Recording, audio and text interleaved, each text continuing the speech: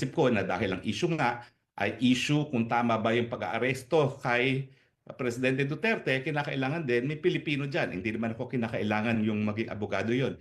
Bahala po pumili ang Presidente Duterte.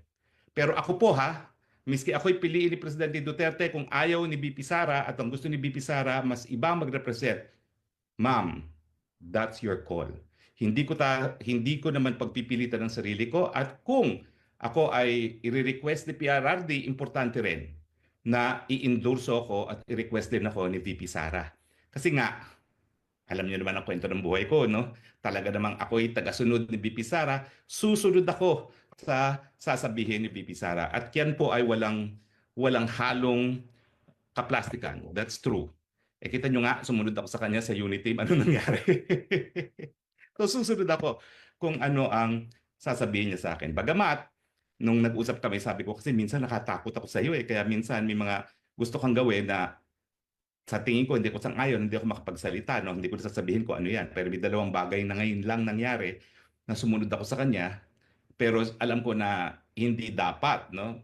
So, syempre, dahil ganyan naman ang aking pagsunod kay BP Sara, kung sabihin niya na dahil ko kaunti ang mga abogado at mas gusto niyang lahat dayuhan, ay nako, I will bow to it, no? Alam niyo po, bukod sa sinabi ni BP Sara na kailangan ayusin ko muna ito para makakonsentrate rin ako, no, doon sa pagdepensa sa presidente, pero hindi pa po sigurado, nakasama ko ha. Lilinawin ko lang po yan. Sabi lang yan, sige, ayusin mo yung asylum mo, no? Yung mere fact na nag-apply ako, yan yung nagbigay sa akin ng karapatan na hindi na ako po pwedeng mapabalik sa Pilipinas. Maski pa kumuha sila ng warrant of arrest, maski pa sila mag-file ng extradition, malinaw po yan dahil ito po ay matter of convention rights. Nakasulat po talaga yung non-refuma, yan yung pinaka-importanting karapatan ng asylum seekers, hindi mapabalik dun sa lugar na kung sa nila nanggaling. Natural, kasi pag ako pinabalik dyan, kukulong ako non-bailable sa isang kaso na human trafficking na walang ka-ebidensya. Ulitin ko po ebidensya lang nila. Unang-una, sinamahan ko si Cassandra Ong sa PAGCOR. Pangalawa, yung pangalan ko nasa isang papel na legal daw ako. Pangatlo, yung aking dating assistant nakitira doon.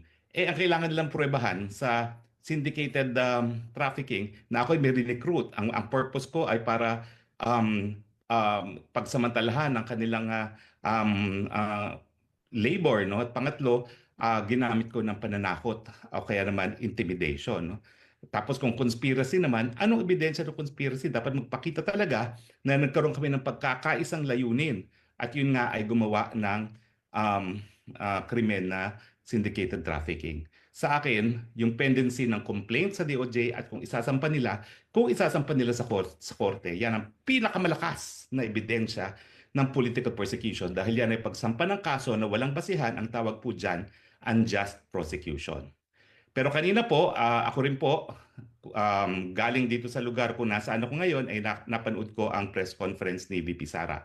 Ang huling beses ko po nakita si VP Sara, yung makalawa pa, nag-dinner kami kasama si Kaufman. At doon nga po niya sinabi, sige, apply, simulan mo na yung application mo sa asylum. Kaya bumiyahin ako ng malayo at nga po ay naririto, no?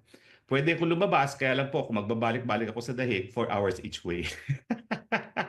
So parang, sige, dito na lang ako. Libre po naman ang tirahan. Kaya nga lang sabi ko, ang tirahan ko dito, parang dormitoryo ko sa Kalayaan po sa UP. Hindi ko alam na matapos ang ilang taon na ba nakakalipas na 1990 ako tumira sa Kalayaan. No? 1990, ayan, 2000, 2010, 2020, 35 years balik ako sa kwarto ko sa Kalayaan. At ang naging roommate ko rin dito ay isang Muslim na Afghan. Ang roommate ko sa Pilipinas ay isang Muslim po na galing sa Mindanao na itatago ko muna ang pangalan dahil maraming impormasyon na naibigay sa akin yung roommate ko sa Kalayaan. Pero anyway, doon sa press briefing ni VP, nabanggit niya na napag-usapan ng kanyang mga kapatid na baka kumuha lang na lang sila ng legal aid. Yung legal aid po, ibig sabihin, ang hukuman mismo magbabayad para sa mga abogado na didepensa sa kanya. Pero limitado po ang budget. Nung ako po'y aktibo pa sa bar ng ICC, yan po ay 40,000 euros. Parang naitaas na po yan ng konti, no? Pero yung 40,000 euros na yan, ang babayaran, isang lead counsel, isang co-counsel, isang legal assistant, isang case manager, at isang investigator. So makita nyo, manipis talaga. Kaya naman ako, kahit ano mangyari sa aking application, kung talagang dahil manipis at 5 lang yan, hindi ko naman kasasama ng loob na kung hindi ako mapasama dyan sa team, no? Dahil 5 nga lang po yan. In fact, effectively, 2 lang yan. Kasi yung legal assistant at saka yung case manager, mga batang-batang abogado po yan. So 2 abogado lang talaga ang harap sa hukuman, yung lead at saka yung tapos investigator. So okay lang po kung anong desisyon ni VP Sara at ni PRRD. Kaya lang, syempre, iniisip ko na dahil ang issue nga ay issue kung tama ba yung pag-aaresto kay Presidente Duterte, kinakailangan din may Pilipino dyan. Hindi naman ako kinakailangan yung maging abogado yon. Bahala po pumili ang Presidente Duterte. Pero ako po miski ako'y piliin ni Presidente Duterte, kung ayaw ni BP Sara at ang gusto ni BP Sara mas ibang mag-represent, ma'am, that's your call.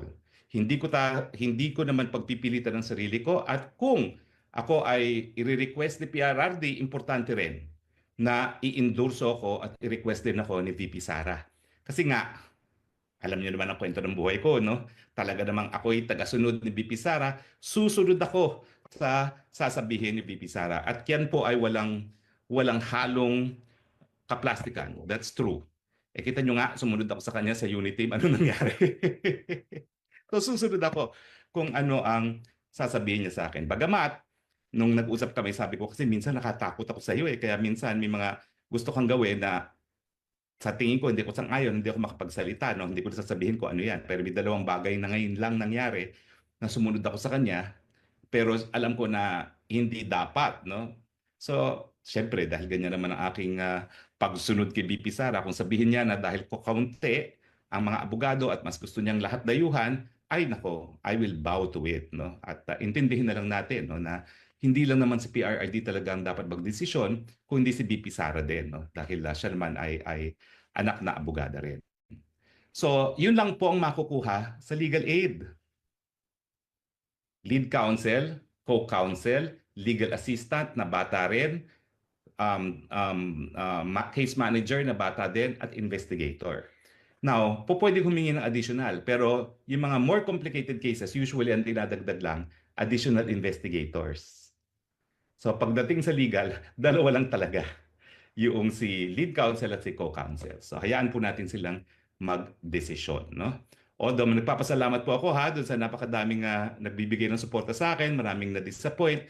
Well, mali po ako doon in the sense na inassume ko na maging abogado na talaga ako sa ICC. Pero abogado po talaga ako ni Presidente Duterte pagdating sa ICC matters. 2018 pa po. So hindi po ako nagsinungaling.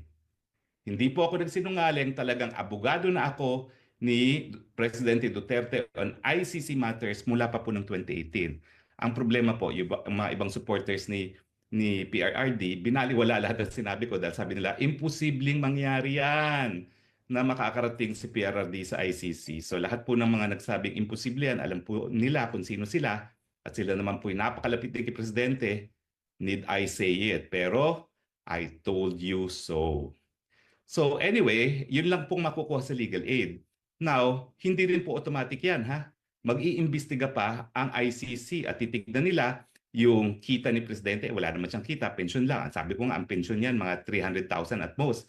In euro terms, times 7 ata ang euro, magkano lang yan. So that's basically, sabihin na natin ay 5,000, no? 5,000. O tama, 5,000 euros a month. Alam mo naman si Presidente, no? Yung kanyang pension, hahatiin pa niya sa 2. Alam niyo naman, sinasabi niya, 2 yung asawa niya. Tapos, kung ano yung ari-arian. Ako po, I can swear. Kailan ko lang po nakita ang bahay ni Presidente Duterte sa Davao. Na guilty ako dahil di hamak na mas maganda ang bahay ko kaysa sa bahay ni Presidente Duterte.